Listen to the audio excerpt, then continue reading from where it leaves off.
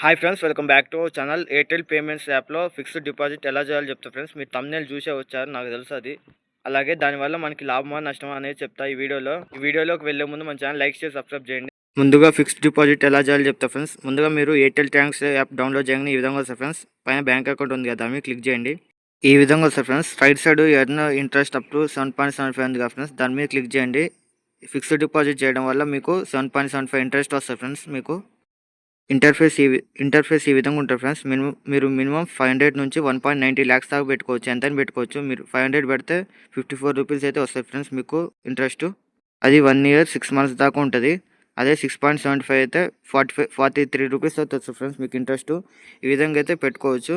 నేను 500 రూపీస్ పెడుతున్నాను ఫ్రెండ్స్. ఇది 1 year 6 months అన్నట్టు. నేను 7% ఇంట్రెస్ట్ ఇస్తున్నా. నాకు 54 రూపీస్ అయితే వస్తున్నాయి ఫ్రెండ్స్ ఇంట్రెస్ట్. మీరు ఇక్కడ చూసుకోవచ్చు. నేను ప్రొసీడ్ కొడుతున్నా. ప్రొసీడ్ కొట్టగానే మన అమౌంట్ అనేది కన్ఫర్మ్ అవుతుంది. పేమెంట్ అడుగుతుంది. పేమెంట్ అయితే మన ఎంపిన్ ఎంటర్ చేయ ఉంటుంది. ఎంపిన్ ఎంటర్ చేస్తున్నా.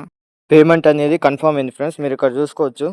నాకు 55 ఇక్కడ చూసుకోవచ్చు మీరు. నేను 10th April పెట్టిన.